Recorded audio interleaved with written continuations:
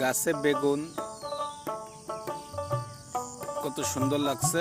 এটা হচ্ছে হলুদ বেগুন। হলুদ বেগুন বলতে এটা বুঝাইছে কারণ বেগুন হচ্ছে পেকে গেছে।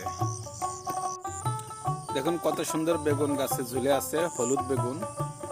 এটা হলুদ বেগুন বলতে এটা হচ্ছে আপনার বেগুন পাকানো হচ্ছে, এই বিচি আবার পরে বিচি থেকে চারা হবে। তাই এই আর একটা খুব সুন্দর লাগতেছে, গাছে হলুদ বেগুন ঝুলছে। এই একটা, এটা অবস্থা বেশি ভালো না, সুন্দর লাগছে না।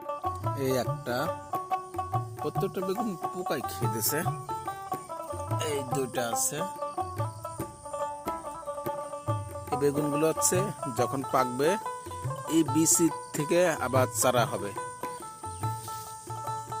কতগুলো ছোট ছোট বেগুন, এগুলো সব পেকে এরকম হলুদ হয়ে যাবে। গাছে বেগুন, গাছে বেগুন, নদীর পাশে একদম।